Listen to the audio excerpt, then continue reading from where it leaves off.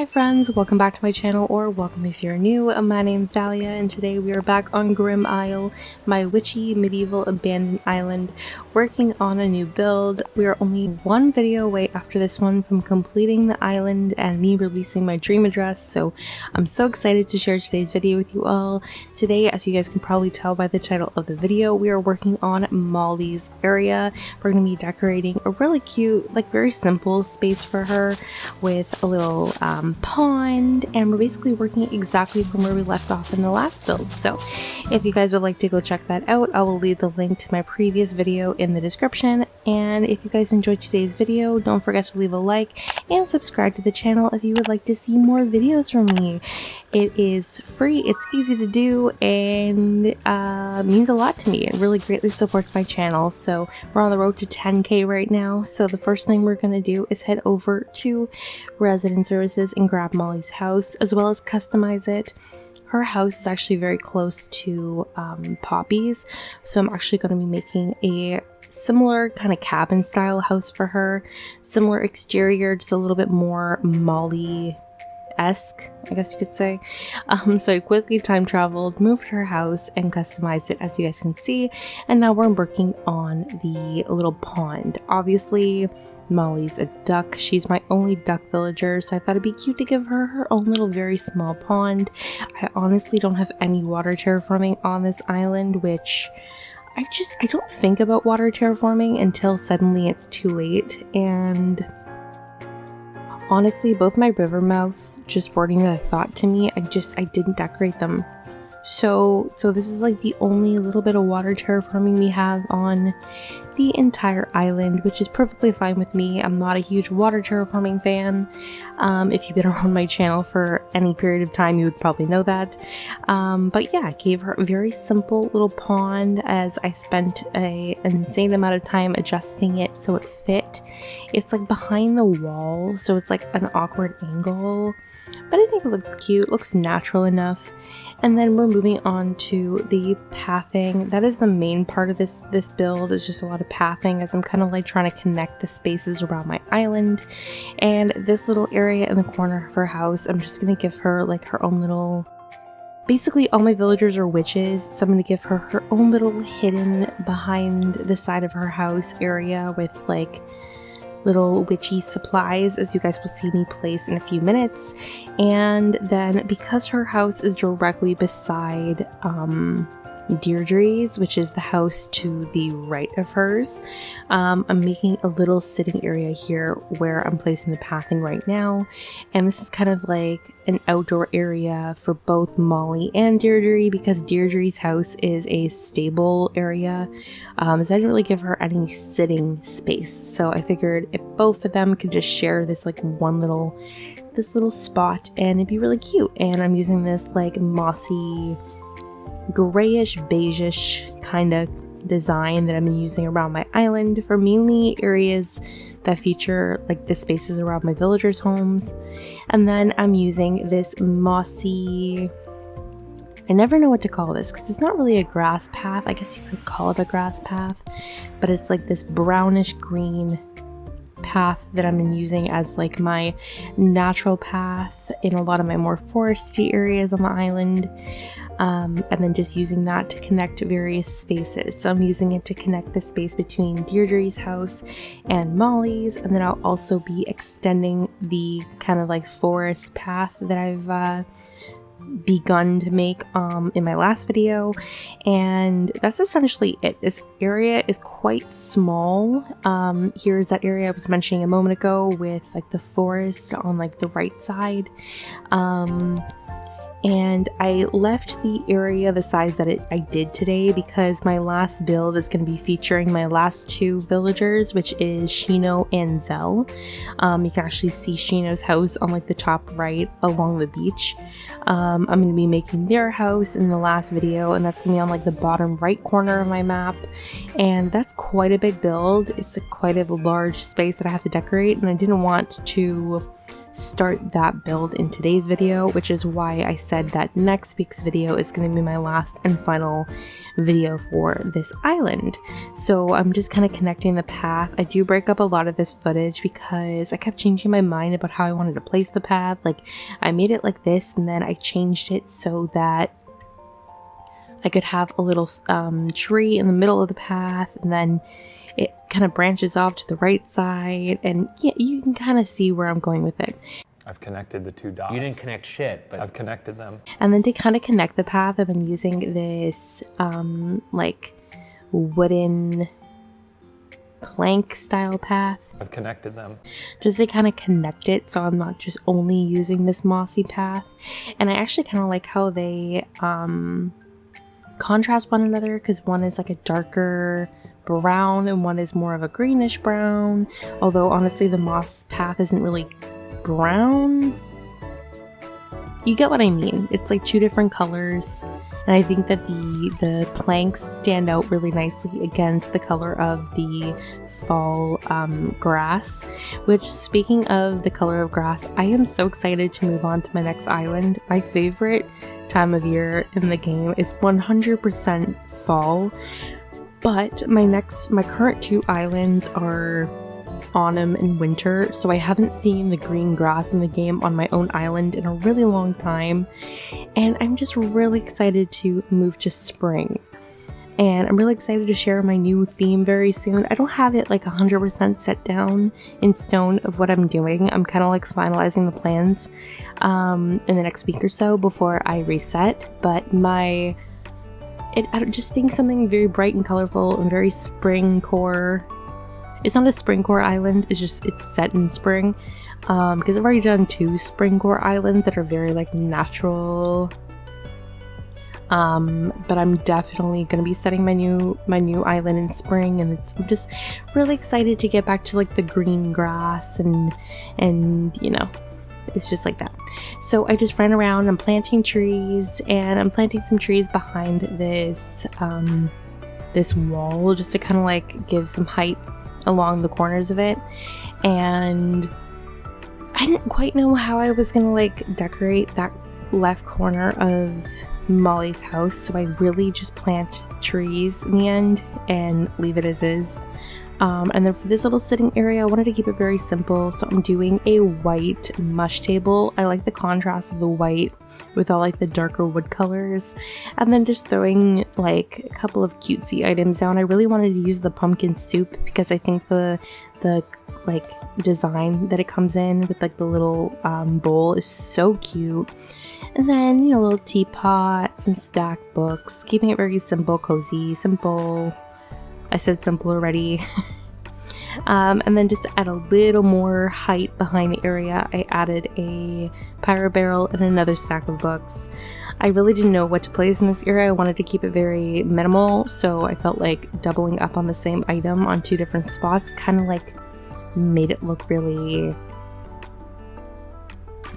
simple. I've already said that word like 10 times. So moving on to this little area, this is kind of like an outdoor, what would I call it? Like an outdoor kind of,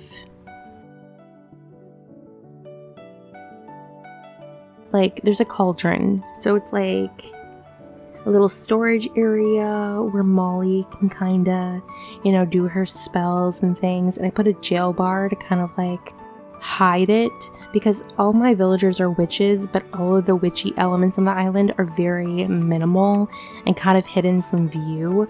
So I felt like placing the jail bar kind of blocked off the back access to this space. And it's really nice. And then because I have this like really awkward spot behind the apple orchard where Poppy's house is, I'm just placing the castle items just along it because I felt like it matched the back part of the second cliff. And just I'm really just trying to like cut off spaces so that you don't get like stuck in like awkward positions and awkward places on my island. And yeah, and then because I didn't want this just to be a flat plane, I'm trying to get better at placing a couple of cliffs around the area just to add additional height. And really, I feel like cliffs change the appearance of a space. So just to kind of like section off the areas as well, I'm also including a couple of cliffs where I'm just going to plant some trees and things. And I did a couple of cliff trees, which you'll see me place on as like I kind of like hacked at the footage here, but I didn't want to like, because like the thing is with cliff trees, they're really easy to do. It takes so much time to like do each individual one, and you guys have seen me place cliff trees on previous builds. I don't feel like I need to include the entire footage. So like I'm placing the cliff tree right here, and then you have to get down off the cliff and then like hack at the cliff to like cut it off. So I just did that quickly on this cliff, and then I planted a small sapling that I'm gonna like grow to like a stunted tree, and then I'm gonna do the same thing on the other cliff that I made on the right side. And what I'm gonna be doing on the right side, as I've done along this entire area along my corner of my beach, is basically just it's going to be completely overgrown with trees and giant vines, just so you don't have access to my beach, because my beaches aren't going to be decorated for this island. I've decorated some beaches on some of my islands, like my most recent completed island was a tropical city island, so I did decorate all my beaches, but sometimes I feel like your beaches aren't always necessary for your themes. And it's okay if you don't want to decorate on them. Like my last fall island, I did decorate on a couple of my beaches because I incorporated them into a few builds, but you don't have to. So don't feel pressured if you don't want to decorate your beaches all the time, because it's okay if you don't want to. So I'm just running around planting trees, as you guys can tell, and then also throwing down a bunch of the giant vines. And I mentioned this in my most recent video, but for my next two builds, including this one, I won't be showing you guys the entire decorating process when it comes to like my flowers and trees and everything, just because it takes me a long time to decide how to place things down, because I'm very intentional with the placement of flowers and weeds and stuff, especially for this island because everything is very overgrown. So I'm showing you guys here my kind of process for it. So I have a bunch of flowers and weeds and other things thrown into my pockets, and I'm going around planting them as I go along the areas. I kind of like leave a space, come back to it, and then placing a bunch of wheat fields in any additional empty space that I don't want to plant something. And I'm also placing a bunch of dropped items, including mushrooms, some pine cones, and things like that on the actual path itself. Once again, just to mimic that very overgrown feel. Also, I love that Zell's just been hanging out with me this entire time, but I'm not gonna lie, he did get in the way many times. Which I don't understand why he's like right here. His house isn't exactly directly by, so I don't know why he kept like showing up. So then I quickly time travel to grow all my stunted trees, and then I'm just planting some fruit trees behind them to stunt their growth. Once again, I love that you can stunt trees in the game. I think it just creates a lot more realism with like the different heights of the trees and everything. One thing I wish we could do, and I just said this on Twitter like yesterday, the day before, I really wish we had the opportunity to stunt or control the growth of the weeds on our island, because you can only have a certain amount of weeds on your island that are grown to like the full height that they are in game, and then the rest of them will just be very small weeds that you can just scatter.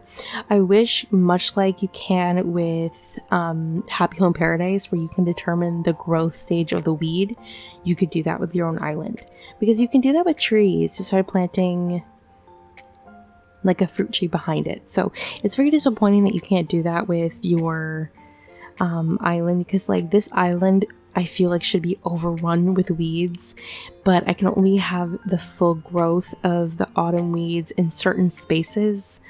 and I can't control which one grow. Typically it's just the ones you plant first that grow to full height, but if you do like pull or pluck those weeds or like remove them, other weeds will grow instead. I just wish you could control them. I know I've been talking about weeds for the last like 5 minutes, but it's something I'm very passionate about, and it's something I wish we had control over, but we don't. So I'm almost toward the end of the video. This one was a smaller build, as you guys can probably tell. But once again, I'm just showing you what I'm doing for like the